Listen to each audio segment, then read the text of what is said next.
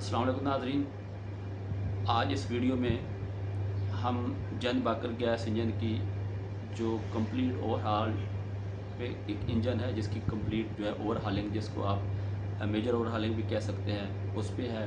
तो हम उस इंजन पे आपको लेके चलेंगे और उसको जो है फ़िज़िकली आपको वो दिखाएंगे इंजन कि वो उसकी सारे जो पार्ट्स हैं वो डिसमेंटल हो चुके हैं और आपको एक ओवरव्यू उसका जो है वो दिखाएंगे। उम्मीद है आपको ये वीडियो अच्छी लगेगी।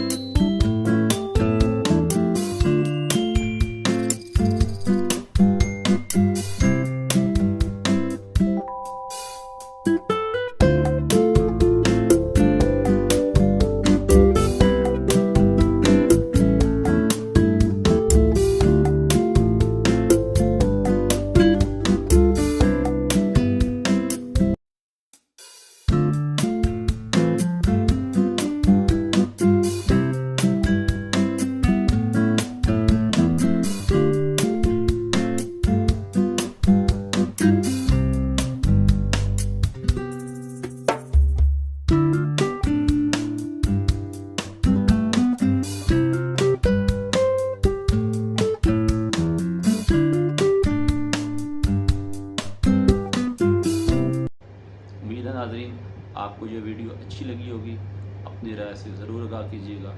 तो बहुत सारा ख्याल रखिएगा। अल्लाह हाफ़िज़।